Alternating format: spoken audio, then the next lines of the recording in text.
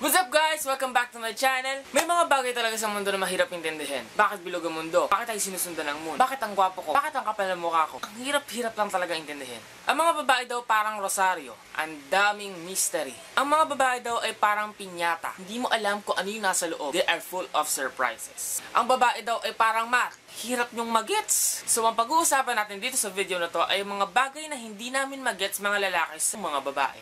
Bakit ang gulo nyo? Pag tinanong namin kayo, yung sinasagot nyo sa amin, hindi naman pala talaga yun yung gusto nyo sabihin sa amin. Kunwari, tinanong namin kayo, nagugutom ka ba? No.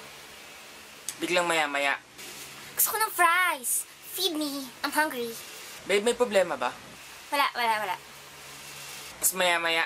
Nakakainis ka. Sino ba yung girl na nilike mo yung picture sa Instagram tapos pinalo mo pa sa Twitter? Nakugutom na ako, hindi mo pa ako pinapakain. Sabi ko na nga ba, tama yung nanay ko. Di na ka kasi ako. Nakakainis ka. Buisit ka. Di ba ang gulo? Bakit? Why? What do you mean? Oh, when you nod your head yes, but you wanna say no. Ba't di ba kami pinapahirapan? Pwede nyo naman sabihin sa amin ng diretso. Gugutom ka ba? Oo, tara kumain tayo. May problema ba? Oo, naiinis ako sa'yo kasi ganito, ganyan. Di ba pwedeng gano'n na lang kasimple? Bakit? Bakit ang galing yung alalahanin yung mga bagay-bagay? Kahit yung mga simpleng detalye lang ng mga nangyari, alam na alam nyo, tatandaan nyo.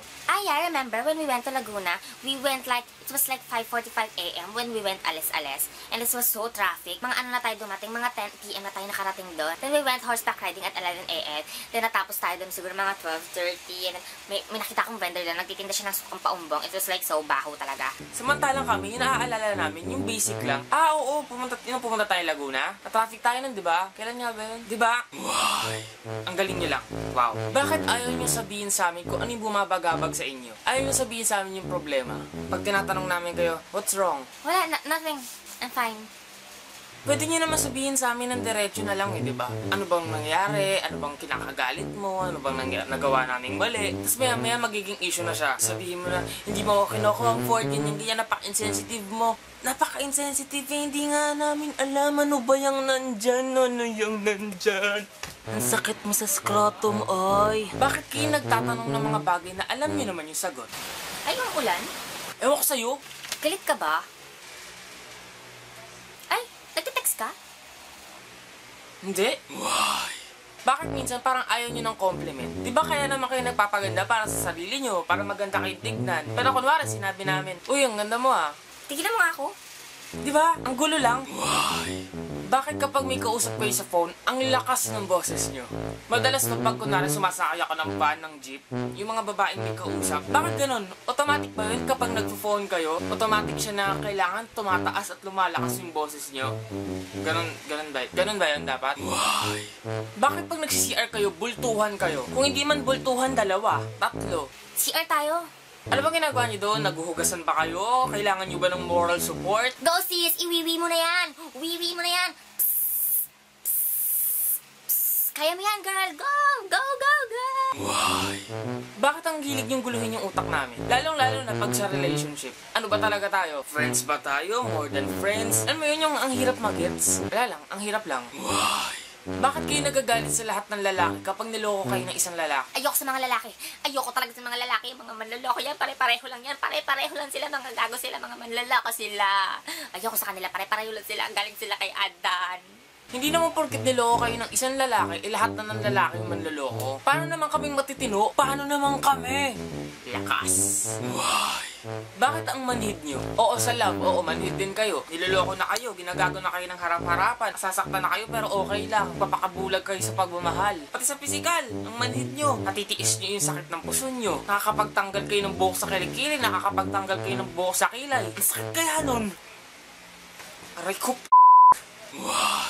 Bakit meron sa inyo yung mahilig mag-judge kahit hindi pa nila kilala? Yung tinitingnan nyo pa lang pero nag-a-assume na kayo ng mga bagay-bagay about sa tao.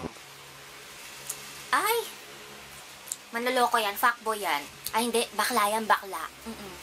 Hindi po pwedeng kilalanin nyo muna yung tao, kilalanin nyo muna kami, bago kayo mag-judge? Bakit gustong gusto nyo o type na type kayo mga lalaking makakapal yung kilay? Hindi lang yun Bakit obsessed na obsessed kayo sa kilay nyo? Bakit? Ano bang meron sa kilay? Bakit yung mga babae ngayon, yung mga kilay nila, dinodrawingan nila? Oh, alam ko yung sa makeup na sineshaden. Pero yung iba kasi, para na silang Naruto. Yung kilay nila yung ganun nakakapal, yung wala na talaga sa kilay nila. Tapos yung wala ng buhok, eyeliner na lang talaga. Anong meron sa kilay? Why? Bakit gustong-gusto niyo yung mga matatangkad na lalaki? Alam naman natin dito sa Pilipinas na hindi tayo ganun katangkaran. Pero bakit lang? Wala lang. Natanong ko lang. Why? Bakit pag maputi, gwapo agad? Alam naman natin dito sa Pilipinas, mainit. Saka wala naman sa lahi natin yung mga papuputi talaga. Lahat naman halos dito, kayo manggi. Pero pag sinabing maputi agad, type na type nyo na. Bakit lang? Why? Girls, ito yung pinaka-last. Bakit ang hilig nyong ma-inlove sa kupal? Ang dami-dami naman dyang mas mabait, mas okay, mas deserving para sa'yo, pero mas nai-inlove kayo lagi dun sa manloloko, basta sa kupal. Ang dami-dami dyang mas deserving. Para naman kaming mga lakas. Why? Yun na yun! Maraming salamat sa panonood ng aking video. Girls, I don't mean to offend any one of you. I love you, girl. Mahal namin kayo, pero sadyang may mga bagay lang talaga na hindi namin maintindihan. Kung nagustuhan niyo itong video na to, give it a thumbs up. At sa mga girls, kung may mga kasagutan kayo, please sagutin nyo. Comment down nyo na yan. Sa mga boys naman, kung may nakalimutan akong mga hindi nyo rin naiintindihan sa mga kababaihan, comment down mo na yan. Don't forget to share this video and subscribe to my channel for more videos and updates. Sa uulitin, maraming salamat. See you on my next video. Ciao! Fingers down my spine. Girl, you look mighty fine. Won't you rub your fingers down my spine? Ang sakit mo sa scrotum, oy.